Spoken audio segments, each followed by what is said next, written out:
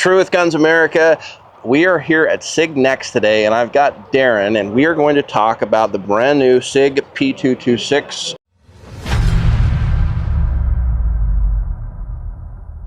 Before we jump into that too much, and I don't mean to put you on the spot here. Good. But let's give folks that may not be super familiar with the 226 like a real brief history lesson. So this thing's pretty famous. Why is it famous? So the 226, honestly, you're asking me why have we built it? Why have we improved it over the last 40 years? No. Just tell someone that's never heard of the 226 why it's famous. Who has used this gun historically?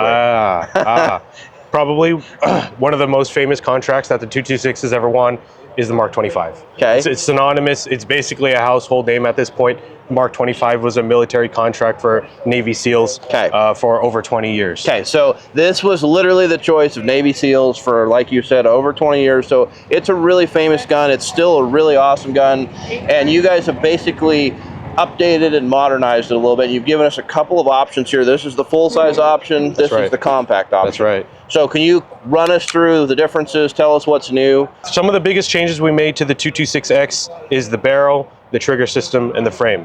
So which one do you want to go into first? Let's talk about the barrel first. All right, awesome. Yeah, so when you rack that back, what you're going to see is two different barrel length options. The full-size model is going to have a 4.4-inch barrel. The compact one, as you see here, is going to have a 3.8-inch barrel.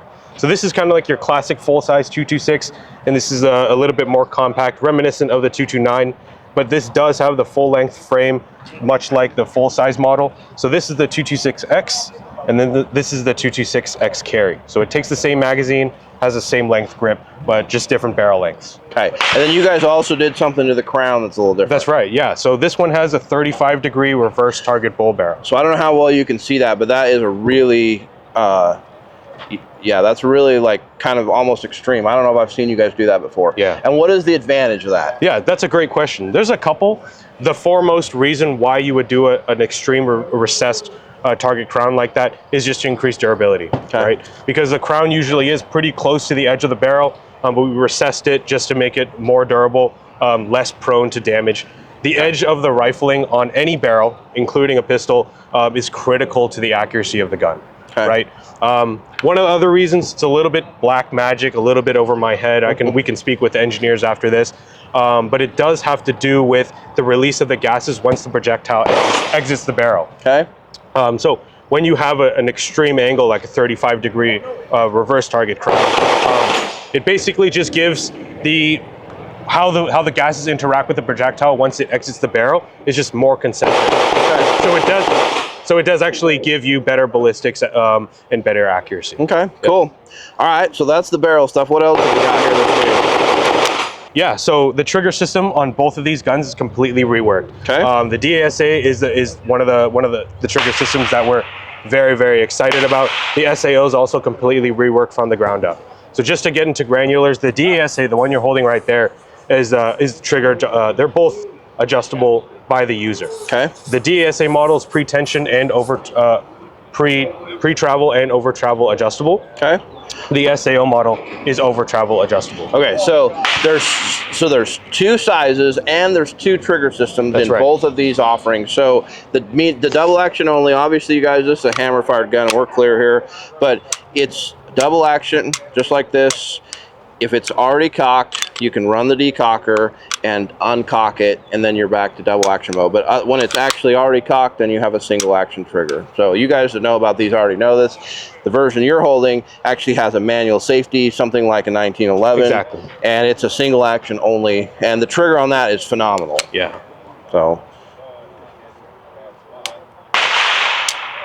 Yeah, so I put a bunch of rounds through both of these guns in both sizes yesterday, and I like full-size guns personally, like that's my preference, but the smaller compact was amazing to shoot. In fact, I actually felt like maybe the dot came back slightly quicker on it. Yep. Neither one of them were hard to shoot. I mean, they were really easy to shoot really fast and really well. So, okay, so you guys also did some more updates to the grips, right? Yeah, so one feature of the 226X that's really, honestly, it's a slept-on feature in my opinion, is that there's a new level of modularity. One of the really cool things that was not possible between the previous model 226s and this model is the frame between the SAO and the DASA are actually the same now. In the past, if you bought a DASA, you kind of had to stay with the DASA because the frame was specifically cut for those components, and vice versa for the SAO. Whereas now the engineers, they work their magic and they basically use the same, they did use the same frame between the SAO model and the DASA. So the end user, they can pick up the DASA. The DASA is a trigger that we are very excited about. But if they do want to switch to SAO down the road, that is absolutely something they can do. They can send it into our custom shop and make the change after the fact. Okay. Yeah. Cool. Any other major changes that people should be aware of on these new models? Yeah, so not only is it interchangeable, like I'd mentioned, but one thing I did forget to mention about the trigger. One of the things that you guys felt it, there is definitely a significant improvement in performance over the old style DASA and SAO.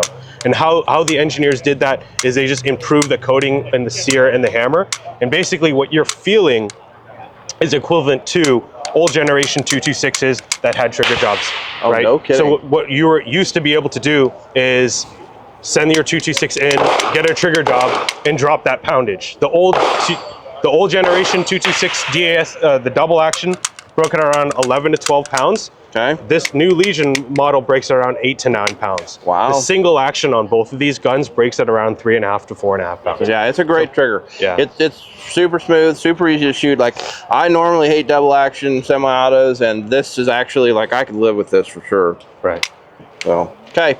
Awesome. How soon are these going to be available? These should be available in the next month or two. Okay.